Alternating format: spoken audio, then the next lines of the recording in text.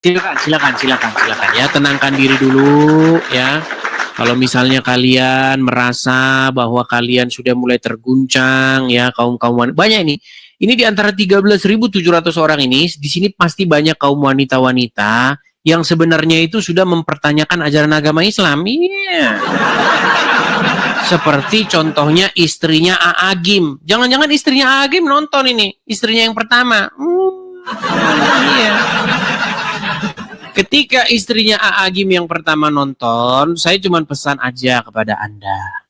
Dulu ketika Aagim mau nambah istri lagi, bukankah Anda sudah diceraikan?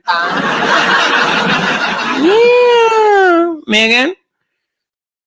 Ditalak, sudah diceraikan. Kemudian kalau tidak salah nikah lagi, baru beristri 2, ya kan?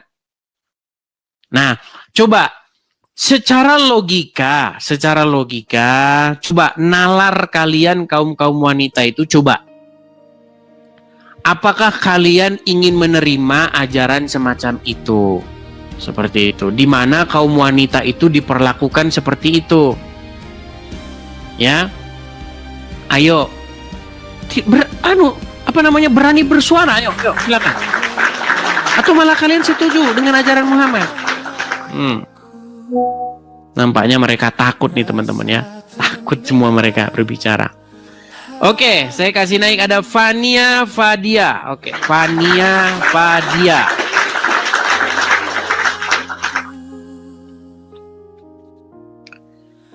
Halo Fania Fadia.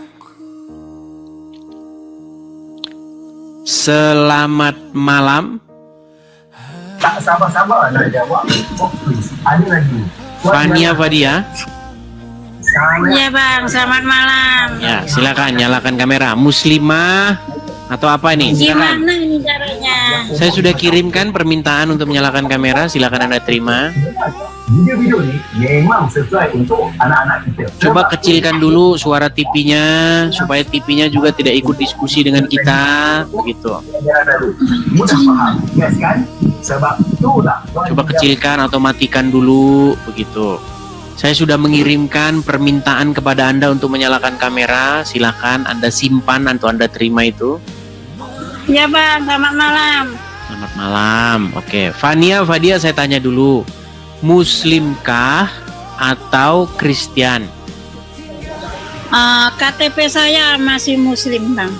KTP masih Muslim. Nampaknya saya dengar dari suara-suara nampaknya dari Malaysia kah? Oh iya, bukan Indonesia tapi di sini. Oh, orang Indonesia aslinya tetapi lagi di Malaysia ya? Iya, iya. Oke, baik. Terima kasih. Ya, Ibu Fania, tadi Anda mengatakan KTP masih Islam. Berarti Anda ini sekarang ini atau tadinya Islam? Ya, betul. Berapa tahun Anda menjadi seorang Islam? Saya sudah 48 tahun. Menjadi seorang Islam? Iya. Oke. Supaya nanti tidak dibilang fitnah, supaya nanti tidak dibilang, oh ini ngaku-ngaku saja. Waktu jadi Islam, sholat, ngaji. Iya bang. Oke, saya bisa nggak? Walaupun bukan Bisa nggak?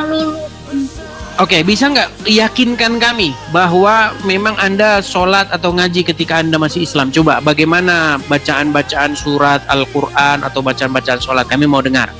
Silakan. Oke. Bacaan surat saja ya. Silakan. Yasin wal Qur'anil Hakim innaka laminal mursalin ala siratil mustaqim. Itu saja. Oke. Coba surat yang lain. Bismillahirrahmanirrahim. Qul huwallahu ahad Allahus samad lam yalid walam yulad walam yakul lahu kufuwan ahad. Oke, baik, ini mantan muslimah betul juga. Oke, berarti ini Anda tadi mengatakan KTP masih Islam. Berarti sekarang apa ini? Sekarang saya pengikut Kristus, Bang. Puji Tuhan. Tiap hari kita dengarin. Oke. Bu Fania Fadila, apa yang membuat Anda ini akhirnya meninggalkan agama Islam? Jadi begini, Bang, kesaksian saya ini ya. Dulu saya ada kerja di Singapura. Ada pada tengah hari siang itu saya tak mimpi, orang saya lagi kerja, ada suaranya begini, kamu pilih dunia apa pilih akhirat? Saya cari-cari tak ada orang semua, bos saya kerja semua, anaknya sekolah, tak ada. Dan setelah itu malamnya, kalau nggak salah memang malam Jumat itu, setelah itu saya itu tak tahu, habis berdoa tapi macam bukan mimpi, saya duduk itu pikiran saya macam kosong. Saya melihat saya sudah mati terbujur, ditaruh kafan, keluarga saya menangis. Tapi ada 2 malaikat itu memegang saya. Loh, ini saya mau dibawa kemana? Saya mau menunjukkan kamu ke suatu tempat. Nah, saya dibawa ke suatu tempat itu, naik bukit. Setelah itu di sana ada taman hijau. Saya belum tahu Itu sampai mimpi. umur di Itu dunia mimpi. ada taman hijau. Tak tahu mimpi kata, tapi saya dalam keadaan duduk setelah berdoa. Oke, silakan lanjut. Macam tak sadar.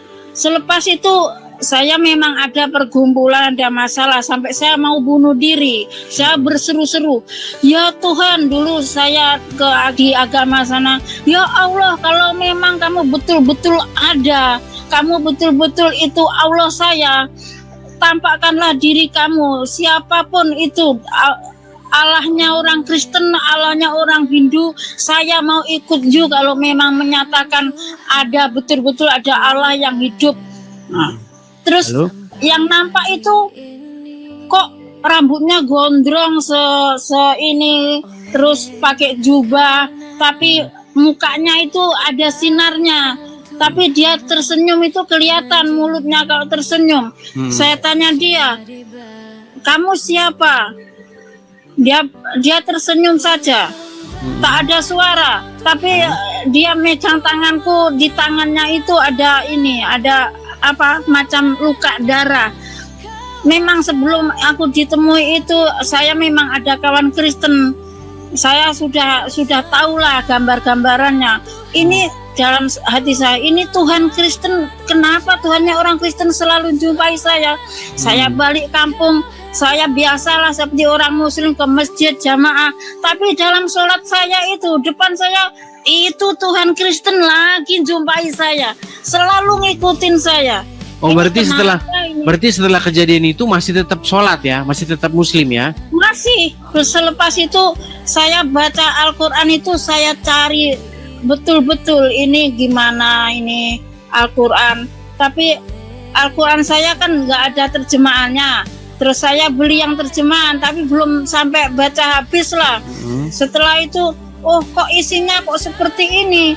Terus saya tanya sama guru ngaji, saya Contohnya isinya seperti dalam terjemahannya itu, semua muslim nanti sudah ketetapan Allah mau mendatangi neraka. Nah, iya betul sekali.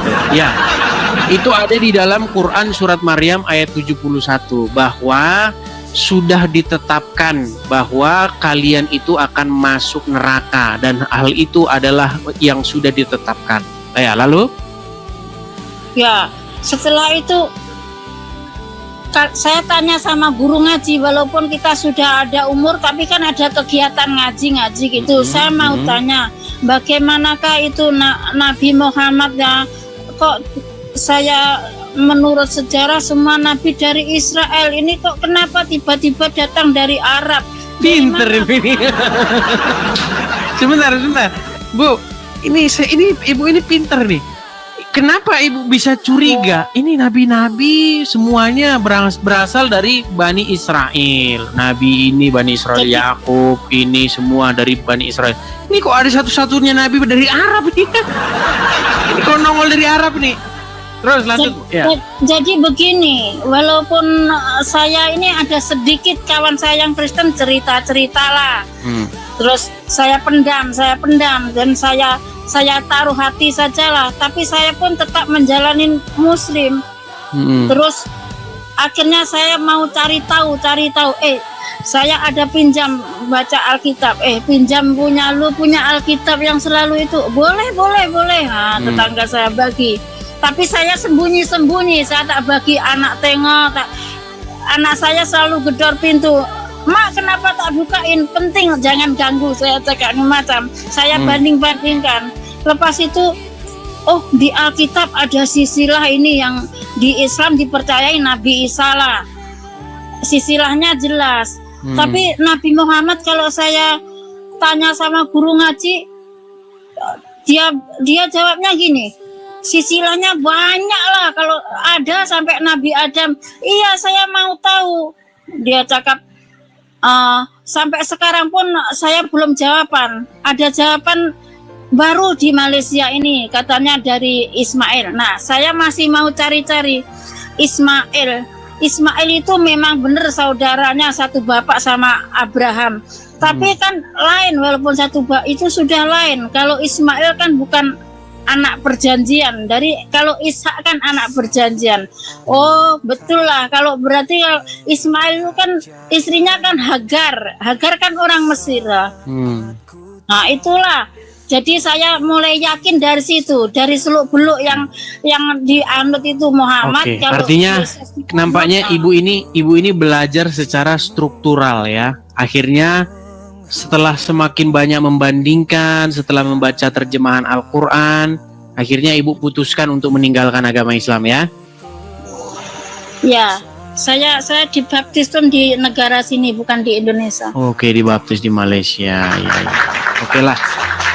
Ya, makasih Bu. Puji Tuhan, ya makasih kesaksiannya ya. Keluarga saya seperti itulah Bang, kita kalau ngikut Kristus ya sudah tahu persis seperti apa yang tertulis dalam Alkitab. Iya, memang memikul salib. Iya, betul sekali. Ya, teman-teman ya, seperti itulah ya. Jadi artinya Anda memeluk atau meninggalkan agama Islam dan memeluk Kristen bukan karena Anda menikah lah, bukan karena Anda begini, tapi betul-betul karena Anda mempelajari ya. Bukan karena dikasih duit atau macam mana. Baik. Tak ada. Saya memang ini cari sendirilah sumber-sumbernya bagaimana. Saya pasal di Islam dulu, saya takut mati. Ini tak boleh, itu tak boleh, macam saya terkurung dalam hukum-hukum gitulah. Ya, rambut harus ditutup begitu kan. Masukin rambutnya nanti kalau kelihatan rambutnya 70 tahun di neraka nih, ya kan? Nah, gitu. Iya. Di kubur itu katanya masih ditanya siapa Tuhanmu. Saya berpikir selama ini memangnya apa kita sembah apa salah Tuhan, kok masih di dalam kubur pun masih ditanya siapa Tuhanmu, siapa kritis ibu. Oke lah Bu, kita biar tidak subjektif ya, biar fair, kita kasihlah kesempatan kepada yang Muslim ya. Oke, boleh. Oke, terima kasih Bu Fania, Fadilat, terima kasih. Tuhan Yesus memberkati. Terima kasih. Ya, teman-teman sekalian ya, kalian sudah melihat ya banyak langkah-langkah berani yang dilakukan oleh kaum perempuan ya.